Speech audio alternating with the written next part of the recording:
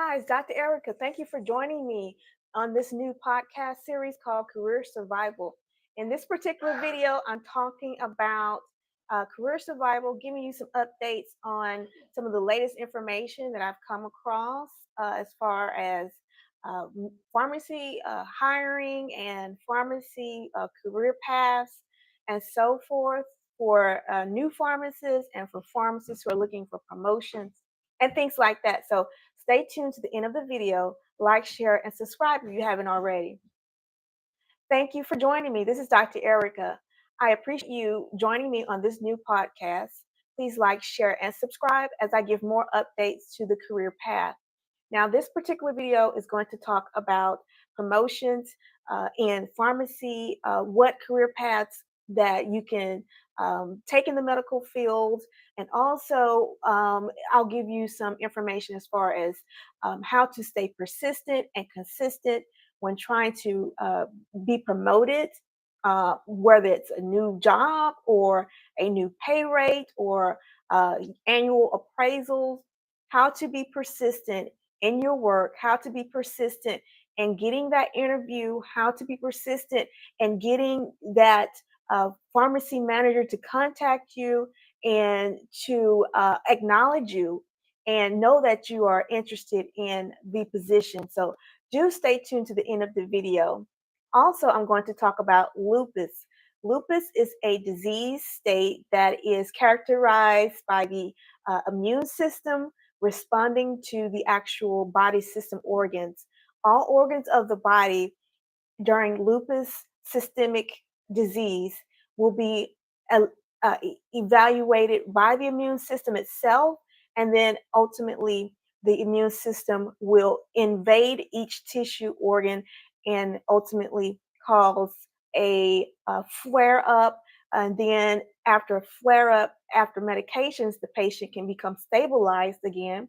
However, without stabilization, without medication regimen, and a great team of physicians and specialists, then ultimately the patient will become a dead person. So we want to take lupus systemic disease very serious.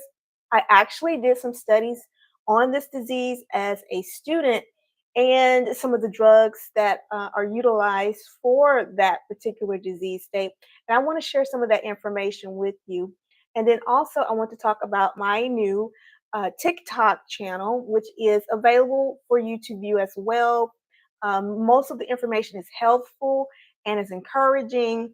So do please check out the link in the description box as well before you end the video. And please, again, like, share, and subscribe to this channel. Okay, so let's get started in this particular video. Now, the new podcast is a series of videos that consist of topics such as the glass ceiling effect, volunteering and shadowing as medical and pharmacy students, retirement in the medical field, what to expect as far as income and expenses, and then also how to write a CV or resume, how to do things like that. And then also I talk about being in career mode. Being in career mode means being productive, being proactive, being in the connection of others who are like-minded, whether it be networking and social media or attending seminars, things like that. And I also talk about having a great self-appraisal, a self-evaluation of how you compare or are in competition. How do you rank in your peer competition? Are you competitive or are you lacking in some areas? Things like that. Those are some of the things that you want to evaluate amongst yourself. And then also, I have a video that talks about not only networking and being proactive and taking initiative and things like that, and prioritizing your day. But I also have information that is great for choosing a reference, one who's biased versus unbiased, keeping in touch with great references, using the latest references when choosing a reference and things like that. So do check out the other videos in this podcast as well that I've uploaded earlier.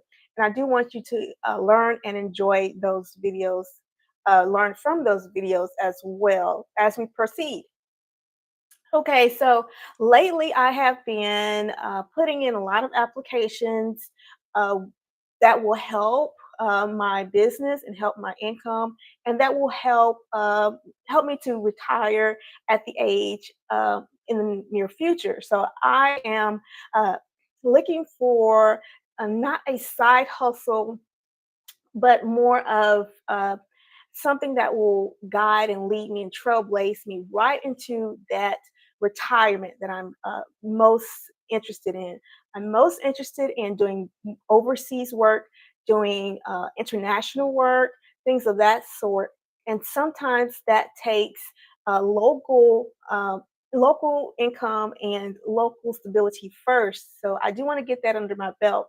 I've also applied with Docs Without Borders, and I've come across some suggestions that they gave. And so I do want to reapply in the future with them just to find out if I've met their expectations and I've answered their questions and their suggestions. So that's some of the options that I wanted to talk about as far as updates for my career. I have kept in contact and been persistent and consistent with speaking and applying, getting my name out there, venturing out into areas that are out of my box that may help me to get my foot into the door as to obtaining a stable pharmacy position. Not just any position, a position where I can rest and work and feel comfortable and knowing that I have stability and I have comfort and that my my expectations are fulfilled. So I do want to put that out there, and I suggest that and give that advice for anyone, not just someone who's in the pharmacy field, but anyone who is looking to be promoted and to elevate in their own self worth.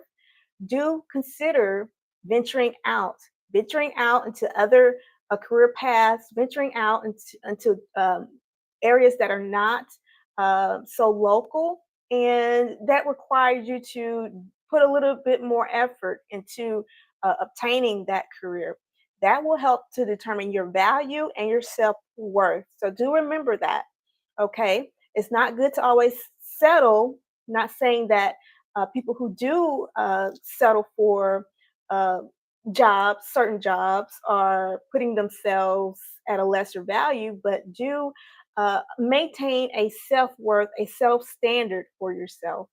And I recently was able to get some good references and some coworkers and some supervisors that I recently worked with within the last couple of years who remember me and remember me very well and were happy to be a reference for me. And so I do suggest, again, choosing unbiased references that you feel will give good feedback and that are up to date and are fresh references, not using old references. You don't want to use old references. You want to stick with references that are up to date and remember you and know you very well and can vouch for your hard work. And then also, I was able to secure a meeting and to talk with a pharmacy manager for a position that is in the Alabama state of Alabama. And so I was successful with that, and I'm very proud of that for myself. And so I thought I would share it with you on this particular video, just for encouragement's sake, and to encourage those who are also looking to continue on, be persistent and be consistent and don't give up on what area of pharmacy you would like to go in, whether it's hospital, clinical, radiology, or uh, community or independent pharmacy. So do venture out as well. Now, I do want to talk about not only my updates as far as my career path, but I do want to talk about a special disease called lupus. some people are very aware of lupus and some people are not. Lupus is a disease that affects minorities, mainly African Americans and Asians. Lupus is a disease that is very serious, and there's no cure at this particular time. So the prognosis for lupus is going to ultimately be a fatality. And so I want to just share some of my knowledge about lupus. And because I studied lupus and I did do some research on the medications that are available, such as nonsteroidal anti-inflammatory drugs or NSAIDs. These are over-the-counter medications, and then there's some that are prescribed as well, and they are used for mild to moderate cases, patients who are more stable but do have some symptoms. And like I said at the beginning of this video, lupus is very serious because the body begins to recognize its own internal organs as a foreign organ system, and so the body begins to um, hone in on its own organ systems and attack its own self. It's like a internal suicide that the body does. And there's no cure for this, and doctors and researchers are um, consistently trying to come up with medications that can help subside these symptoms and help prolong life for these patients.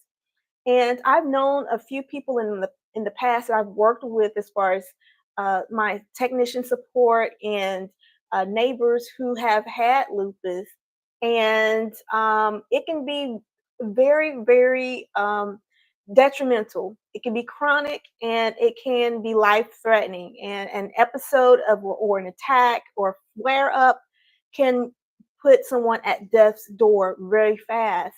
And I want to just spread that information that I know and share that information with the community, that if you ever feel like you're not well, go to the emergency room as soon as possible.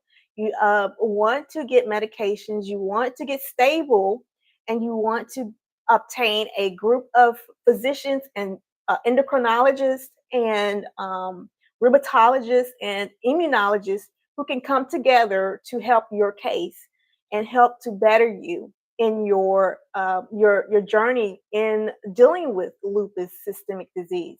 It's very serious. There are only a few drugs that are on the market, and again, some of those drugs are for mild cases, some are for moderate cases, and some are for a more serious life-threatening cases. Now, the mild cases will be usually dealt with NSAIDs and medications that help to the immune system to kind of calm itself down.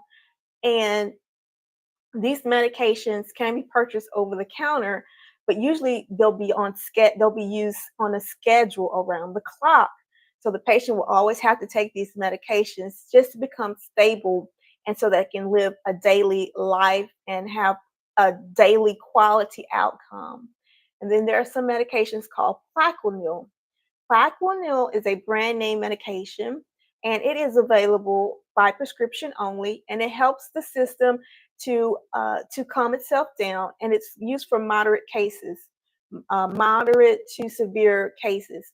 And then there's also a group of medications, cytotoxic medications that are used, anti-malaria medications that are used for more severe or serious cases, and those are prescription only as well. And those prescriptions will be tailored to you based upon the seriousness and the advancement of the disease for your particular, so for someone's particular case.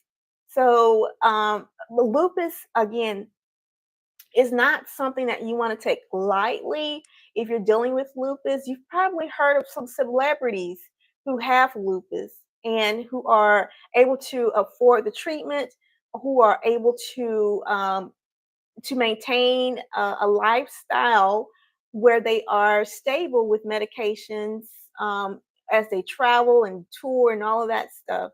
And some of the signs and symptoms that you may see in a person with lupus it's going to be a round face. You might see rash. You may see the skin being red and puffy. The person may not be able to walk or stand for long hours. Even the patient may need to be bedridden for some time until they become more stable. And then the patient may have some thyroid issues. They could have brain issues. They can have heart issues, just depending, lung issues as well, just depending on the severity of the disease state of lupus. So do be mindful of that, knowing that anyone who's having a flare up that is new, or a flare up that is unexpected, please visit your emergency room so that you can be diagnosed and tests could be taken to find out what's actually going on. Most people don't know that they have lupus until they have a reaction, or some sort of trigger reacts their system to cause it to flare up, and they don't know that they have it until that trigger comes along. And it usually occurs in patients who are young, maybe 20 years of age and older, in their 20s and 30s. And again, it's going to be more for women than men, and then also more for African American and Asians than any other race. I've known people of all races who've had lupus, and it can affect one's job, it can affect one's daily living and outcome of prognosis. So I do want to spread the word about lupus, and that it's very important. Um, Unfortunately, I've come across a recent case where a neighbor, family friend was recently uh, diagnosed and later passed away shortly after the diagnosis. Um, and so I want to spread the word to everyone out there about this disease state.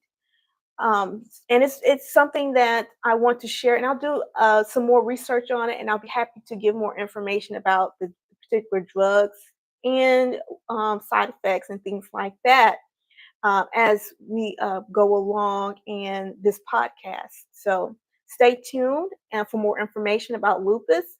And if you have a loved one, please share this video with them.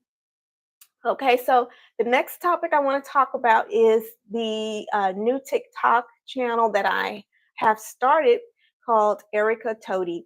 ERICAtodi is a one word, as you can see in the description box, and I put the link there, and it has some helpful information for everyone, and encouraging information, uplifting, self-elevating information I want to share with general public. So please be aware of that as well. And thank you for joining me on this particular video. That's all that I want to share on this particular podcast: the truth in promotions, being consistent, being persistent, and your career choice, being promoted, um, getting your name out there. If you don't hear from those managers or supervisors, but you still want to get yourself elevated to where you desire to be, then don't stop. Don't stop at all. Keep going until you get to where you want to be. It's all about self care, self elevation, self awareness, and just being in the know. So I do want to encourage everyone, and no matter what career choice you are in, and please, before you exit this video, subscribe, and get into the know. Support this channel. Take care. I'm Dr. Erica. Bye bye.